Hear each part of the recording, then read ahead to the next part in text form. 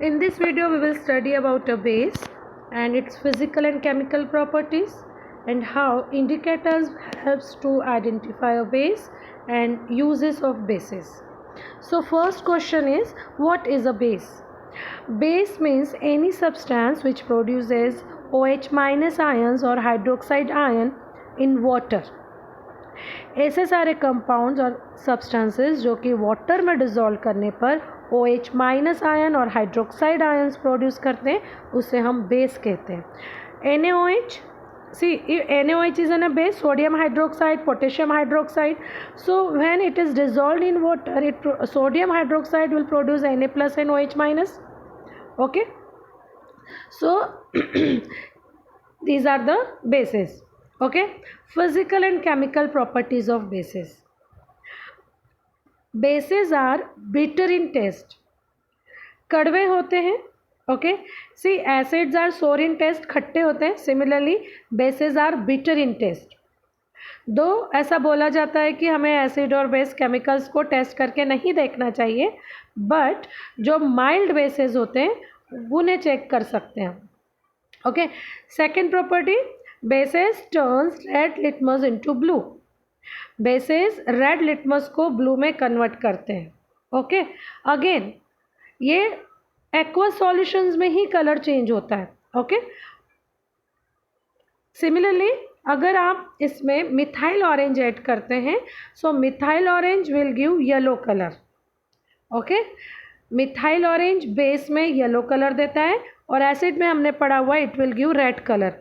Okay, similarly if we add phenolphthalein indicator then it will give a pink color. Okay, so in base methyl orange will give yellow color and phenolphthalein will give the pink color. Next property, bases are soapy to touch. सोपी to touch और slippery to touch means जैसे हम साबुन को हाथ लगा करके देखेंगे तो जैसे हमें हाथों में स्लिपरीनेस प्रोड्यूस होती है, सिमिलरली बेस भी स्लिपरीनेस प्रोड्यूस करता है. ओके, सो दैट्स वाई ऐसा बोला जाता है कि these are soapy to touch.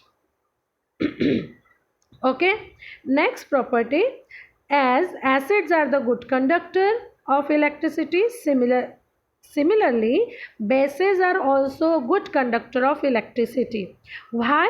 Again, reason is same, because base जो होते हैं वो water में dissolve करने पर ions produce करते हैं. ions का movement होता है जिसके कारण current flow होता है. Okay, so acid और base दोनों electricity conduct इसलिए करते हैं क्योंकि इनके पास ions होते हैं. Okay, आयंस के मूवमेंट के कारण एसिड और base will conduct electricity. Clear है बेटा? But they substances conducts electricity in presence of water only. Okay, water में डिसॉल्व करेंगे तभी हमारे एसिड और बेस इलेक्ट्रिसिटी कंडक्ट करेंगे, क्योंकि वाटर के कारण एसिड और बेस आयोनाइज होता है, मतलब वो आयंस में कन्वर्ट होते हैं. क्लियर? ओके, आपको ये पता है इलेक्ट्रिसिटी दो ही चीज़ों से कंडक्ट होती है, आइदर मूवमेंट ऑफ इलेक्ट्रॉन्स या फिर movement of ions. Next property, same as acids, ये भी हीट लिबरेट करते हैं. अगर हम इनका भी डाइल्यूशन करते हैं और जैसे हमने एक टेस्ट ट्यूब लिया, टेस्ट ट्यूब में अगर हमने पानी डाला है, NaOH डाला हुआ है, आप इसमें NaOH मतलब सोडियम हाइड्रोक्साइड, आप इसमें फिर वाटर ऐड करते हैं, तो जब आप इसमें वाटर ऐड करेंगे सो अगेन अगर आप टेस्ट ट्यूब को टच करके देखेंगे तो आपको पता चलेगा कि this is also an exothermic reaction. Okay, so bases भी हीट लिबरेट करते हैं जब इनको डिसॉल्व किया जाता है. Clear? Now chemical properties of basis. Okay, so chemical properties में कुछ प्रॉपर्टीज़ ऐसी है बेटा जो कि एसिड्स के जैसी है, कुछ प्रॉपर्टीज़ में थोड़ा सा ये डिफरेंट बिहेव करते हैं. Okay,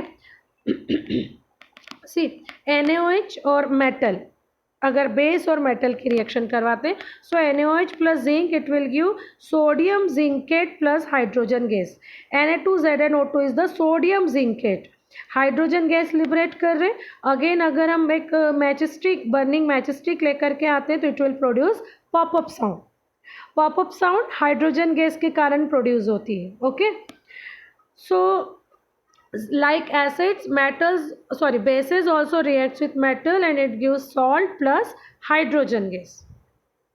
Okay, clear? Now next property, bases की रिएक्शन आपको नॉन मेटल ऑक्साइड्स के साथ पढ़नी है।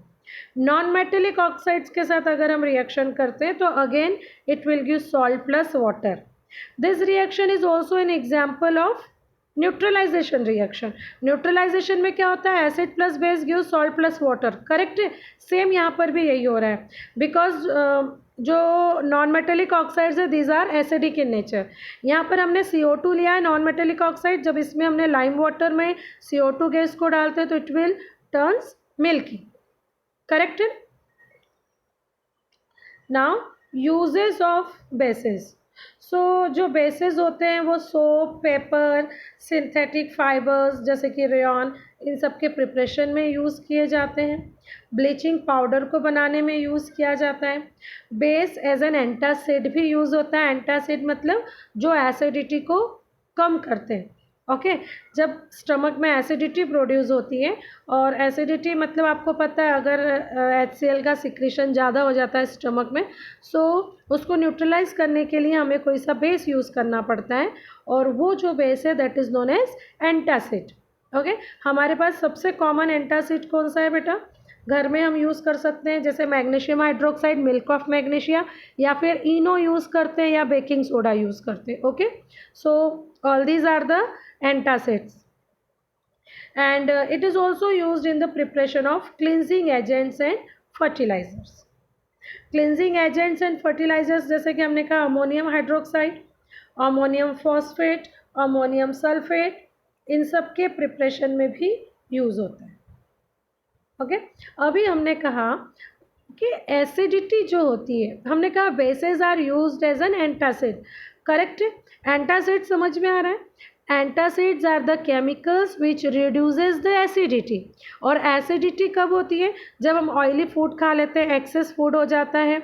ओके, जिसके कारण स्टमक की जो वॉल्स हैं वो एक्सेस HCl सिक्रेट करती है, और एक्सेस HCl सिक्रेट होने के कारण हमारा जो ओवरऑल स्टमक में एसिडिक कैरेक्टर इंक्रीज होता है, और उसके कारण हम बोलते हैं कि पेट में जलन हो रही है, करेक्ट है। सो इस एसिडिटी को रिड्यूस करने के लिए हमें क्या करना पड़ता है, कोई सा बेस यूज़ करना पड़ता है, क्योंकि acid plus base will give salt plus water.